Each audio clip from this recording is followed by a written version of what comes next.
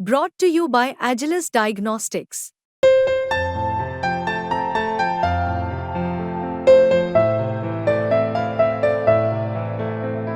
Agilus Diagnostics. नमस्कार, मैं हूं आपका दोस्त विजय विद्रोही। आप उससे जुड़ चुके हैं, इसके लिए आप सबका तहे दिल से शुक्रिया और अगले 7-8 मिनट में आपसे जुड़े रहने की कोशिश करूंगा।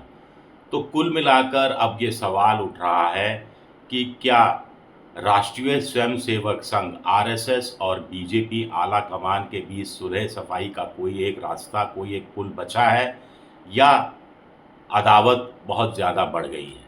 इसी से जुड़ा हुआ सवाल है कि इस समस्या का समाधान तभी होगा जब नरेंद्र मोदी और मोहन भागवत में से कोई एक निपटेगा। यहीं जुड़ा हुआ सवाल है कि क्या मोहन भागवत मोदी को निपटाने में कामयाब हो जाएंगे या मोदी मोहन भागवत को निपटा देंगे। राजनीति संभावनाओं का खेल है, तो क्या सुलह का रास्ता ये गुंजाइश बाकी है।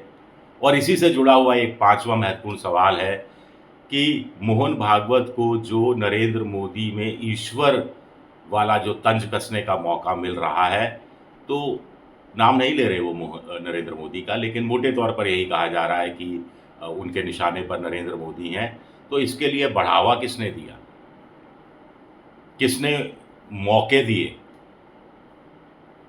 ये भी एक इम्पॉर्टेंट सवाल है कि संघ मोदी का जो कद बढ़ता रहा, गलत अवैध तरीके, वैध अवैध यानी सियासी रूप से, नैतिक रूप से बढ़ता रहा और संघ चुपचाप देखता रहा, क्योंकि संघ के काम पूरे हो रहे थे। धारा 370 हट रही थी, राम मंदिर का निर्माण हो रहा था, ट्रिपल तलाक खत्म कर दिया गया था, यूनिफॉर्म सिविल कोड की बातें हो रही थी, सीएए नागरिक संशोधन अधिनियम लाया जा चुका था, पास किया जा चुका था, एनआरसी लाए जाने की तैयारी हो रही थी। तो संघ बहुत खुश था और अब संघ को मोदी में तमाम खामियां दिखाई दे रही हैं। तो कौन दोषी है, इस पर एक थोड़ी विवेचना करने की कोशिश कर सकते हैं। सबसे बड़ी बात है कि जेपी नड्डा ने जो 3-3.5 महीने पहले कहा था, वो नश्तर, वो तीर अभी तक संघ के सीने में लगा हुआ है, चुभ रहा है। ये बात इसलिए भी कि जेपी नड्डा ने कहा था कि संघ की अब ज़रूरत नहीं है, बीजेपी सक्षम हो गई है। 3.5-4 महीने बाद संघ की बैठक पलक्कड़ केरल में होती है और उनके जो प्रवक्ता हैं वो प्रेस कॉन्फ्रेंस में साफ तौर पर स्वीकार करते हैं कि संघ और बीजेपी के बीच में इस मुद्दे को लेकर मतभेद है, ये एक मसला है, इसका समाधान कर लिया जाएगा, अभी हुआ नहीं है। यानी 3.5 महीने तक समस्या का समाधान नहीं होता है। यानी जेपी नड्डा ने जो वक्तव्य दिया उस पर जेपी नड्डा या नरेंद्र मोदी या अमित शाह कोई टस से मस नहीं होता है, पीछे नहीं हटता है। इस बीच संघ इंतज़ार करता है 4 जून का बीजेपी की 370-380 की जो बात कही जा रही थी, उसकी जगह सीटें आती हैं 240 और फिर संघ प्रमुख हमलावर हो जाते हैं। कभी कहते हैं पद का अहंकार नहीं होना चाहिए, कभी कहते हैं आदमी सुपरमैन अपने आप को समझने लगता है, गॉड समझने लगता है, कभी कहते हैं कि भगवान का रूप नहीं धारण करना चाहिए, ये जनता तय करेगी कि आप में वो ईश्वर देखती है या नहीं देखती है। यानी कुल मिलाकर जनता यानी वोटर, कुछ मिलाकर इस बहाने जो नई संघ प्रमुख ने बात की है, उसके पीछे छुपी हुई चेतावनी है कि लोकसभा चुनाव में हमने साथ नहीं दिया, आप 303 से घटकर 240 पर आ गए, यही रवैया रहा तो विधानसभा चुनाव में भी कहानी पलट सकती है। और कहानी पलटी और आपका ईश्वरीय रूप सामने नहीं आया, नॉन बायोलॉजिकल रूप सामने नहीं आया, तो दिसंबर में बहुत कुछ उलट पुलट हो सकता है। क्या इस ढंग से चीज़ों को समझा जाए? एक बात इम्पॉर्टेंट थी, जम्मू कश्मीर का घोषणा पत्र या संकल्प पत्र अमित शाह ने जारी किया। 18,000 रुपया महिलाओं को देंगे, कोचिंग सेंटर वाले छात्रों को देंगे, तमाम किसानों को 10,000 रुपया साल का देंगे, बिजली का बिल किसानों का आधा हो जाएगा। लेकिन ये बीजेपी की तरफ का संकल्प पत्र था, ये मोदी की गारंटी नहीं थी। बहुत समय बाद देख रहा हूँ, पिछले 1-1.5 साल बाद, पहली बार ऐसा हो रहा है कि बीजेपी का किसी राज्य विधानसभा को लेकर संकल्प पत्र जारी हो रहा है जिसमें मोदी नहीं है, मोदी की गारंटी नहीं है। मोदी अपनी तरफ से आगे बढ़कर नहीं कह रहे मैं हूं ना, मैं मोदी आपको गारंटी देता है, मोदी का ये कहना है, मोदी ये करेगा, मोदी वो करेगा।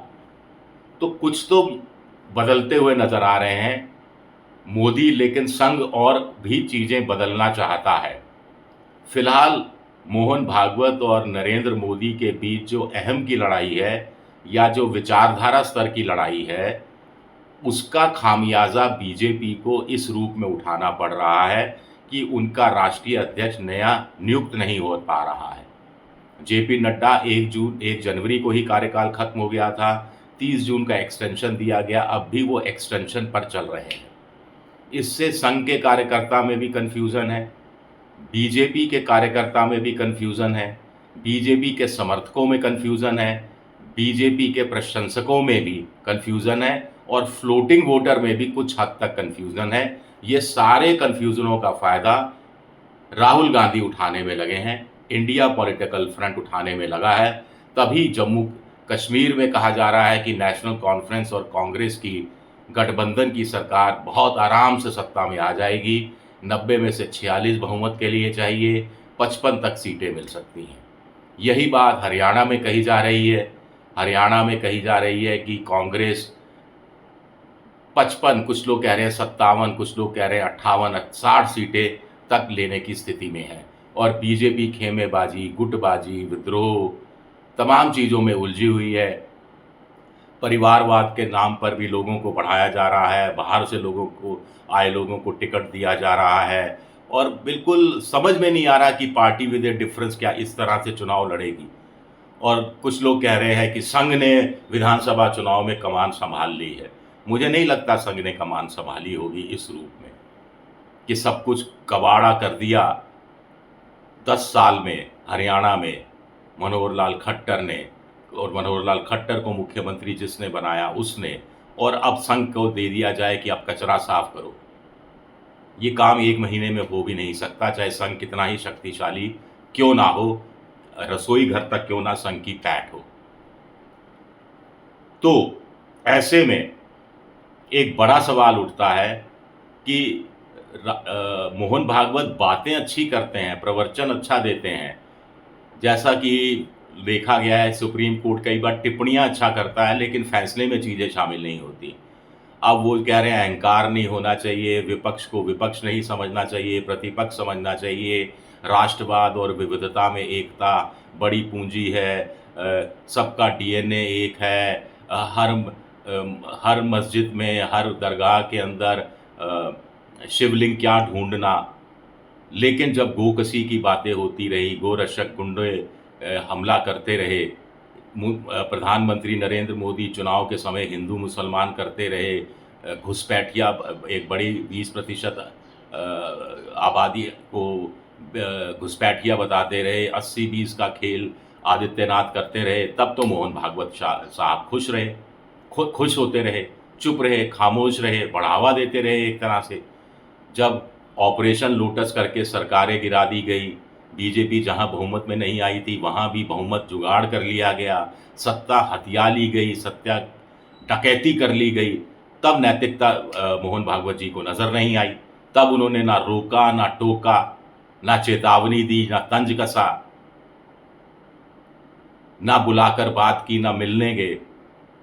और अब संघ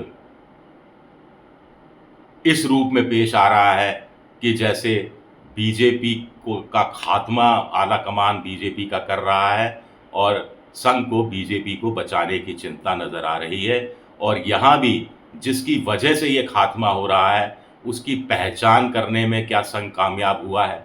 पहचानता तो है लेकिन खुलकर कहने में भी संघ हिचकिचा रहा है। तो ये मुझे लगता है ये विधानसभा चुनाव 4 राज्यों के बहुत इम्पॉर्टेंट है। इसमें मोदी जी को कम से कम एक राज्य तो जीतना ही पड़ेगा। एक राज्य भी जीता तो थोड़ी लाज रहेगी, और अगर चारों राज्यों में बीजेपी हार गई तो फिर संघ बहुत ज़्यादा हावी हो जाएगा। ये देखना दिलचस्प होगा कि नतीजा क्या निकलता है। शुक्रिया मेरा वीडियो देखने के लिए। पसंद आए तो लाइक कीजिए, सब्सक्राइब कीजिए और शेयर ज़रूर कीजिए। शुक्रिया, बहुत बहुत शुक्रिया।